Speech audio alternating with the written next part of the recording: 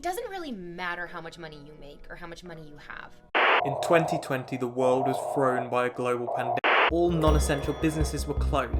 Because I'm not asking you for a large financial contribution. After the virus mutated for the third time in August 2021, the world was placed on full military lockdown by the newly formed UN Army Corps, consisting of 90% of all military forces. But a sub is $5. At maximum. What is now known as the Greatest Depression launched the world into the Third World War. So being like, I'm broke, I can't afford to sub, that doesn't really track.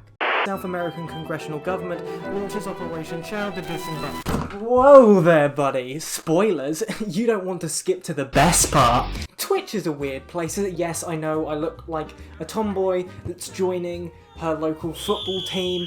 Twitch is a weird place, isn't it? You got your e-boys, e-girls, gamers, sleepers, booby streamers. Booby streamers? Twitch has gone from that nerdy place that nerds go to and would play nerd games to one of the largest sites on the internet today, hosting between 2.2 and 3.2 million broadcasters, which is like a lot. Not to mention that the viewer base has basically doubled since the entire world went into lockdown. Speaking of which, what better way to relax and forget about your current and impending financial difficulties than watching your favourite streamers, including me, streaming at twitch.tv/ I'm just kidding, I barely ever stream. You can still go follow me on Twitch, I might stream sometime. It's mostly me at 1 AM, tired as ass, trying to explain to you small brains why landing these little green men on a mint ice cream ball is important.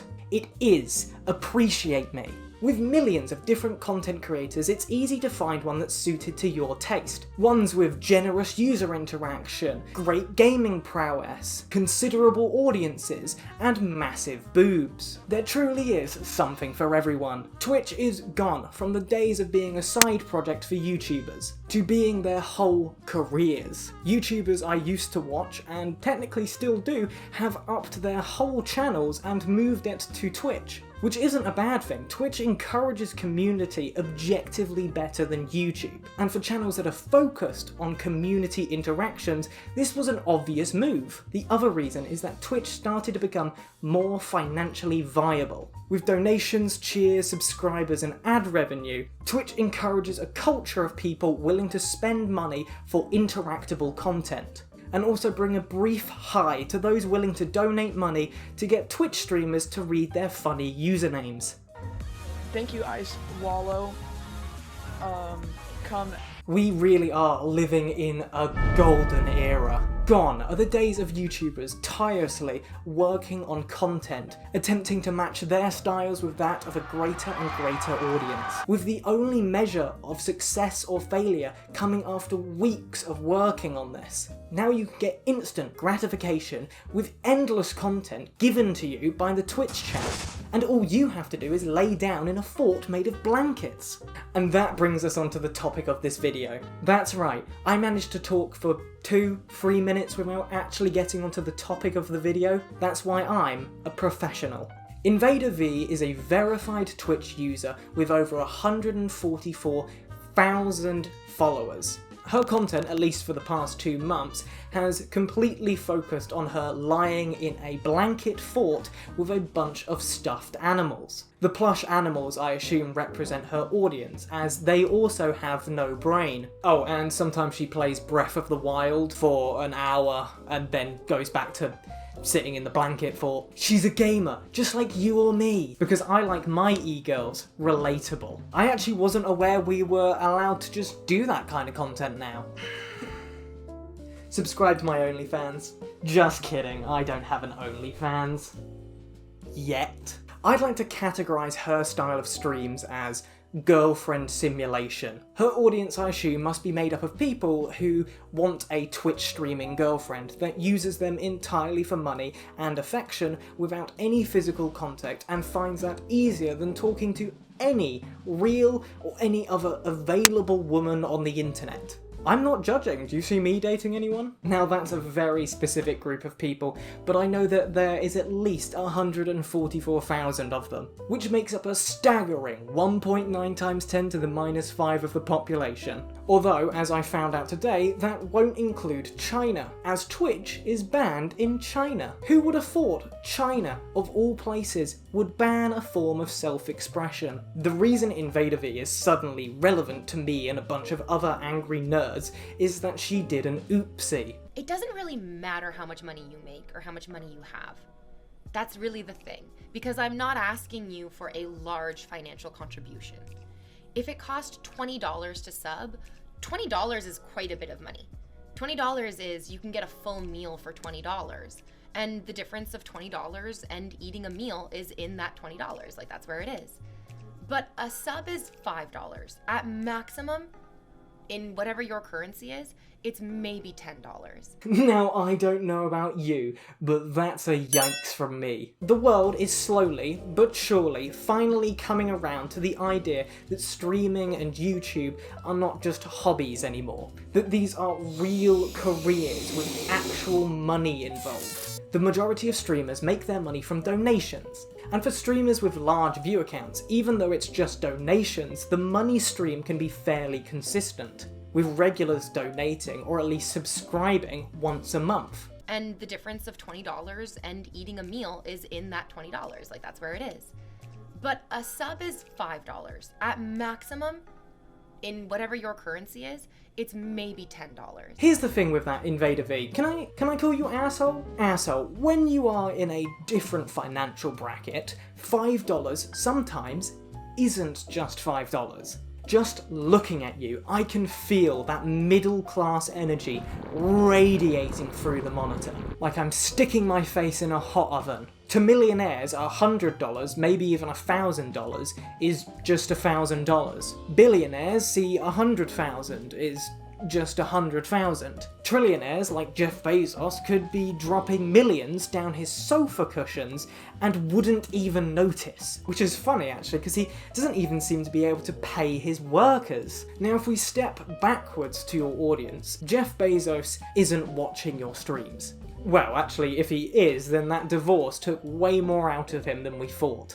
I highly doubt there's many wealthy guys watching your streams, so to some of your audience, $5 is more than just $5. You may be buying your whole meals for $20 of these guys' money, but they may be stretching a whole day, or even more in the worst situations, for just $5. And it doesn't matter how broke you are, if you have time to watch Twitch, you have $10, truly. If you don't have $10, you probably don't have time to watch Twitch because you should be working. Strangely, even when I work at a job, I still have way more than 3 hours average stream length left after I finish work. You should be trying to earn money. It's not a ton. It's not like a ton of money. So being like, I'm broke, I can't afford to sub, that doesn't really track. But more importantly, I'm pretty sure that there's quite a big, glaringly obvious reason why people can't go out and work right now. I mean, really. Do you have no idea? This is one of the most self-entitled comments of the year. I thought people campaigning for the lockdown to end early were bad. How can you have literally no compassion for the current global financial situation that everyone is feeling? But no, you should still expect the exact same payment. Well, I mean donations, which by the very nature of donations you can't expect every single time. I mean, have you been hiding in your fort for so long that you actually haven't realised what's happening outside? Your country is hitting the largest unemployment rate in recent history, and your government is doing about as much as it normally does. Jack but without the war. Wait, no, she's from Canada. Jack but without the hockey. I mean, God forbid, you might even have to start paying less than $20 for a meal. Poor people food. Ugh. The thing is, I saw this Twitch clip on Twitter and it was spreading pretty fast to quite a diverse audience of people, so I had a feeling that this was going to be covered by quite a few YouTube channels. Almost all of them will focus just on this clip, and I think there's even a second example of her doing this, which I mean, she really did not need. You using what God gave you to get paid, I respect the hustle, but I'm barely making any money, although I'm so cute. Are you a millionaire? Are you kidding me? I haven't even made $30 yet today. Like, I would have made more money if I'd shown up to work at a, like, retail job right now. That right there was a bonk right on the coffin. I, however, decided to do the absolute minimum research on her, by which I mean I skipped through one of her earlier streams. Like I expected, her streams are basically just girlfriend simulators, and she fully well knows it.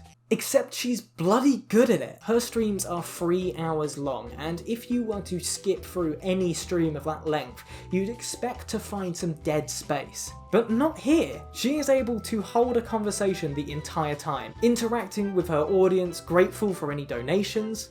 She did a Breakfast at Tiffany's Audrey Hepburn cosplay, and god damn, if she wore that all the time, I'd simp for her. Sure, she speaks down to her watchers a little, and she's very self-aware that they are here for how she looks. You think the pantyhose would fit better than thigh highs? Well, when you do your Breakfast at Tiffany's Holly Go Thighley outfit, you can wear whatever you want, but I'm probably not going to cover up my thighs and have my viewer count drop to fucking 0. Oh, to be young again. Oh, to be young again and feel like a relationship that lasted 2 weeks was significant enough to warrant that type of worry. Ah! And to be a robot.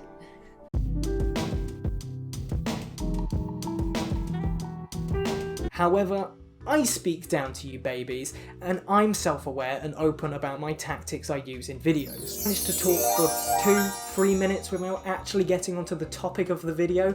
That's why I'm a professional. Are we in a flashback right now? Oh great. It would be hypocritical of me to say these are bad traits, because they're my traits. From an overall look, she is a perfectly normal, even nice streamer who's very good at what she does. She provides some guys with a genuine service they need, and in a normal situation she should definitely deserve the compensation she gets from donations. Except that doesn't change the fact that she's been an asshole in these clips, and should definitely apologise. For the past however long she's been doing these streams, she would have been supplied with a constant income of new viewers and subscribers. She's gotten used to this fact and her lifestyle, but due to something that she's had no control over, people aren't able to provide that normal income and she's panicked. It's definitely not an excuse to go off at your loyal viewers and treat them like they are nothing but chastised boyfriends that cough up their credit card whenever you need a new pair of shoes. Not to mention that you should be fined for money, as you were even saving up to go to TwitchCon EU, which was cancelled. But just to make it clear on what I think of her and her content is perfectly good. But the moment her income dips, she immediately turns into a monster, which is an unfortunate character trait. Now, if this all sounds familiar, that's because it is. A streamer named Badbunny did almost the exact same thing a few months ago, except that wasn't even during a global pandemic, so this is still way worse. $5 a month! I don't know, what are you doing with your life where you have hours of time to watch Twitch and not $5 to provide for the content that you're watching? There are look at, I have a wall of non-subs. This is actually really heartbreaking because it's like people just really they really don't respect me as a content creator. Badbunny brought up a lot of the same, mainly about not feeling respected as a creator, which in my opinion we shouldn't be. We are not better than you, we just own a camera. Now I'm going to be really careful here and try to say this without jerking myself off. For the past month I've been saying at the end of my videos that although I do have a Patreon and you can support me, I don't want people to feel like it's necessary in any way. Money may be becoming a greater issue as time goes on. I personally will be fine financially, and I want you guys to put your financial stability above mine. But even though I've been saying this, I have received more Patreons this month than I have in the entirety of the last year.